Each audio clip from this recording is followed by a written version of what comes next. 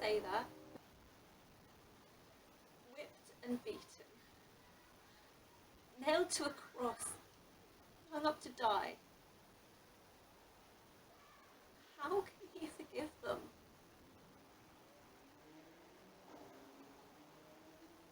And yet I owe my life to this man's capacity to forgive. I was only young. My body awakening to what it means to be a woman. In deference to my parents, I was engaged to a man I hardly knew, much older than I. Hardly knowing what I was doing, I'd signed away my life. As the days went by, the wedding grew closer. The conviction grew. I did not, could not love this man. For, although I had not at first recognised it, I began to understand. There was another. Friend who had been my rock in the turmoil and confusion of my youth, and who became my lover. Of course, we were discovered.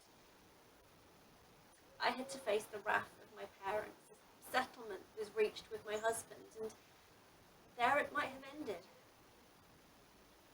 But when Jesus came into town, a Pharisee, well versed in the law of Moses, but with hatred in his heart, stirred up the people. And in a burst of righteous indignation, they dragged me from my house, threw me on the floor, and demanded that Jesus give a verdict. Would they have stoned me, as the law demands? I do not know. But in the heat of the moment, and the anger whipped up by the lawyer, I feared for my life.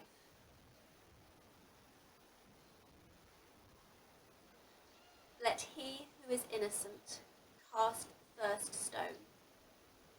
I cowered on the ground, fearing the worst. But nothing happened. I dared to look up. The lawyer had gone, and one by one, people were following. Where are your accusers? Gone. Then neither do I accuse you. Go, and sin no more.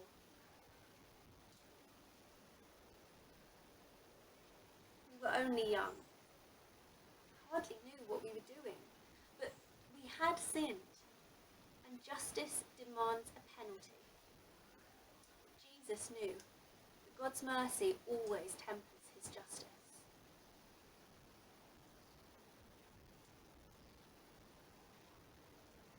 I have tried to forgive those who would have condemned me. In my human weakness, I continue to struggle. This man, who gave me my life, condemned and crucified, can forgive his accusers. If he can do that, who am I to pass judgment on mine?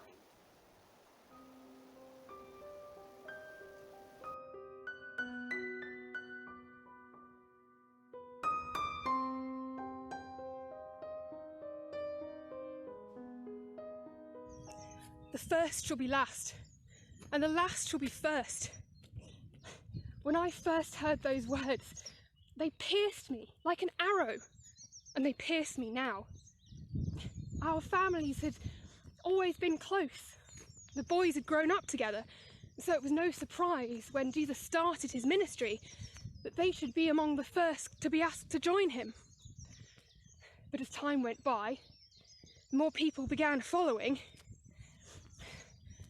Although James and John were among his closest friends, there were times when it seemed as though Jesus had forgotten that they had been there from the start.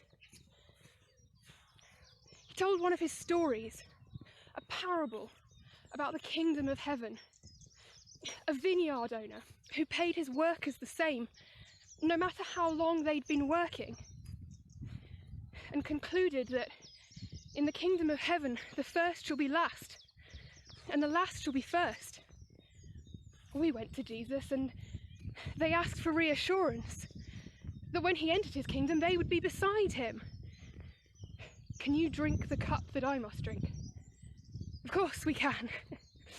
If only they had known then what we know now. But Jesus gathered his followers together and said, if anyone wishes to be great in the kingdom, then they must be a servant.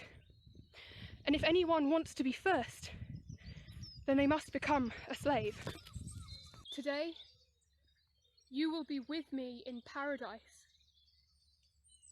A thief who admits his crime, who accepts that he deserves his punishment, at the very last hour, turns to Jesus, asks to be remembered, and is offered a place in the kingdom with no hesitation. And now I understand that the kingdom of heaven is not earned, is not a right, but is the generous and undeserved gift of God, given to all who seek it. And I have learnt that for my boys, being the close friend of the most loving person this world has ever known was a privilege for which I am grateful. And I have come to see that in all his life, Jesus lived out his message that the first shall be last, and the last shall be first. For he dedicated his life as a servant to all, and in the end, he made the ultimate sacrifice for those he loved.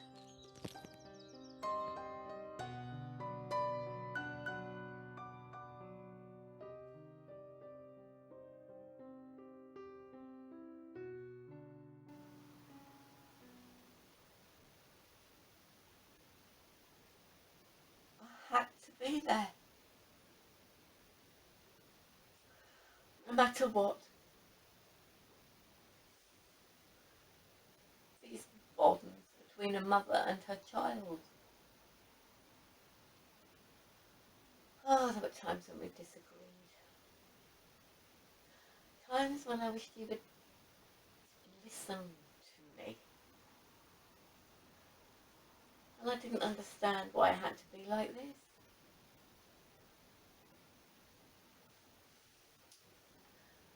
But at that moment, I could only think of one thing.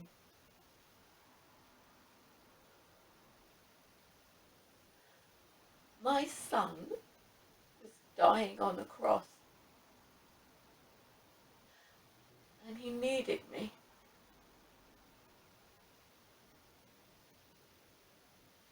We stood there 1, 2 hours. I don't know how long. The world stood still. The soldiers sheltered in a hollow and played dice. The crowd laughed and taunted. But the sound was muffled as though it was behind an invisible barrier and I was alone with him. These bonds between a mother and child run deeper than all this.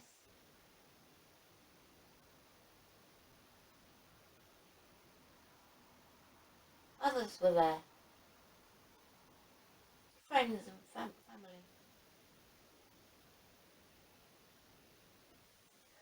Some stood back. It wasn't that they didn't care, it was just that he meant so much to all of us. Each one was lost in their own private agony.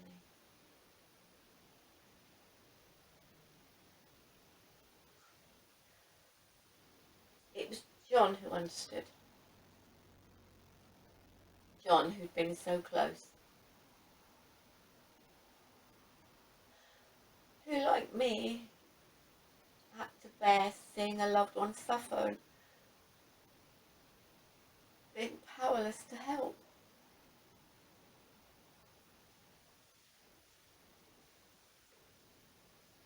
He stood beside me and we clung together,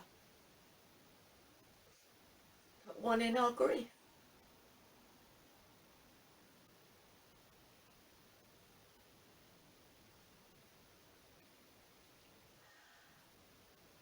And we watched.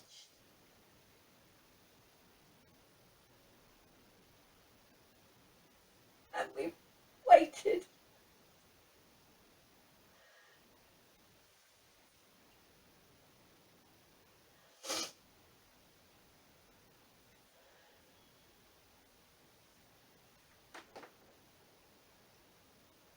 Jesus looked down. His eyes met mine, and for a moment we were back in Nazareth, mother and son.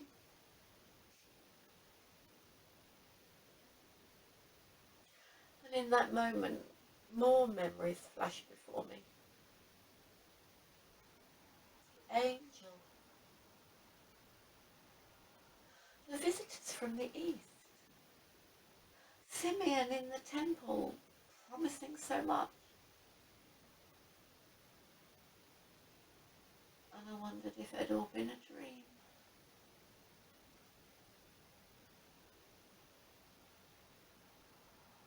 Barely able to draw breath, he spoke. Mother, this is your son.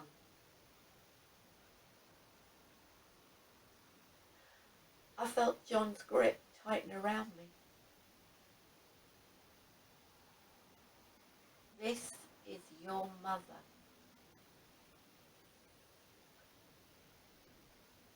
And as he spoke, more memories.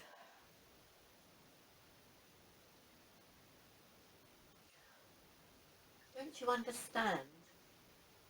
I must be about my father's business. Anyone who does the will of God is my mother and my brother and my sister.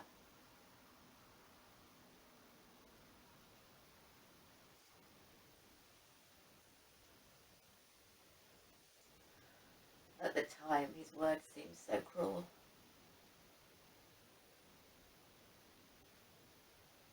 Did we mean so little?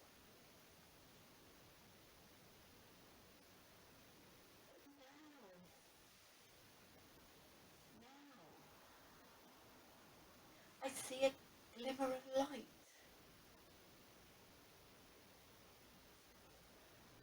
He must be about his father's business, even if it takes him away from us. His family is so much bigger than we'd ever imagined. He has entrusted his work to us.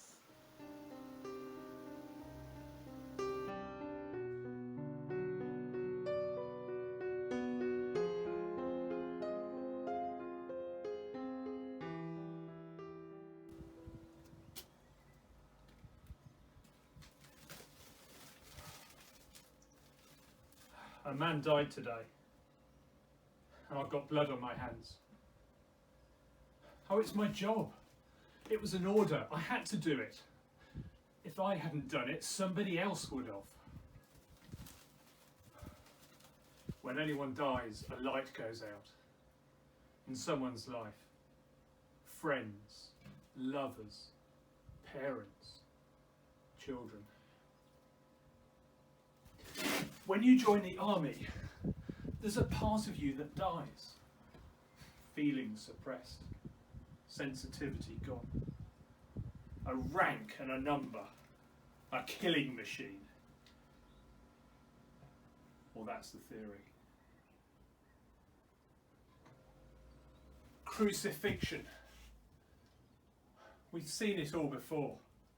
The pain and the agony, friends and relatives consumed by grief. Roman justice, a sign and a warning that the empire rules and her grip is secure.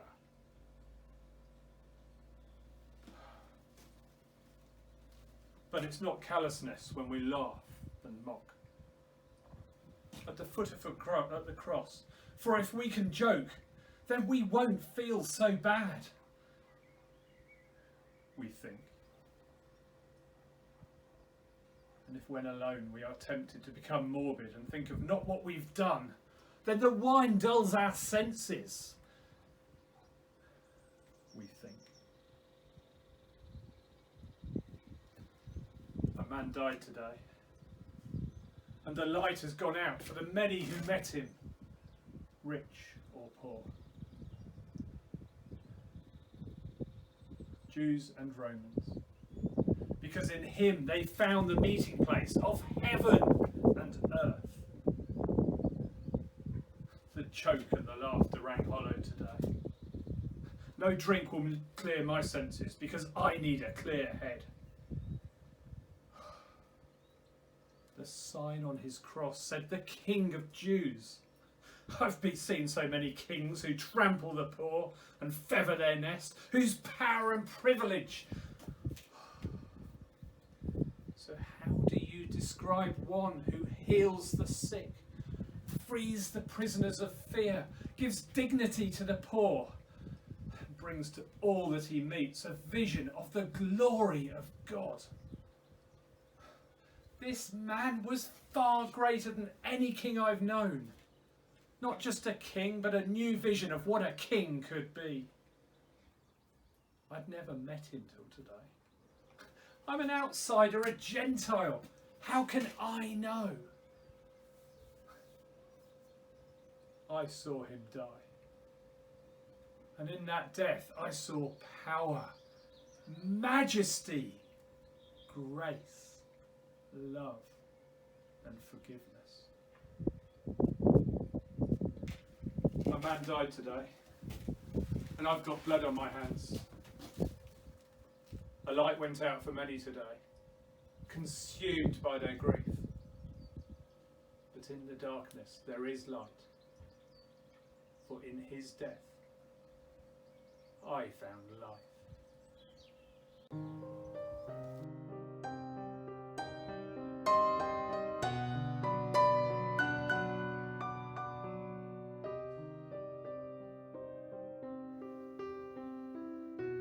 There, it's done.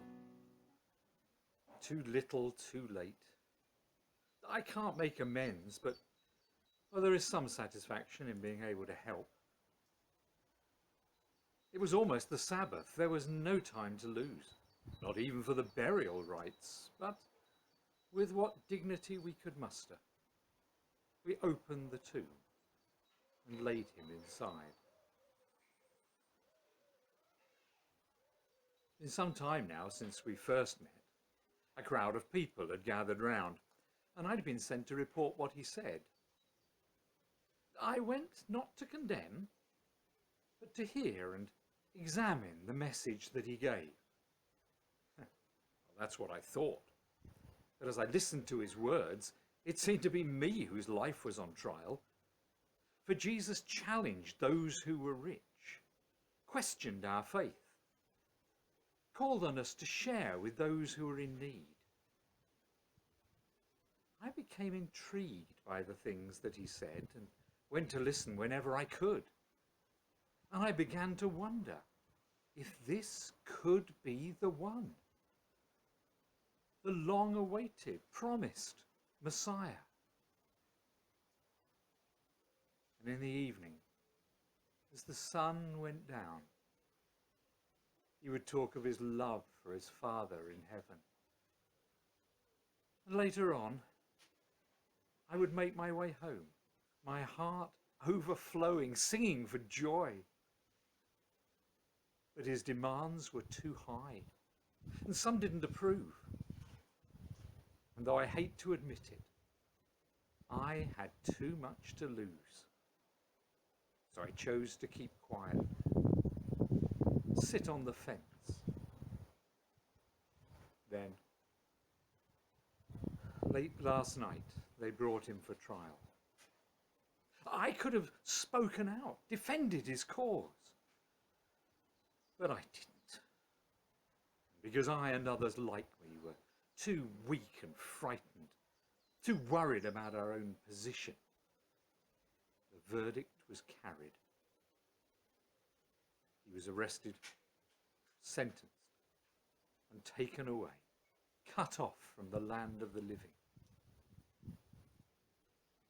And now that it's too late,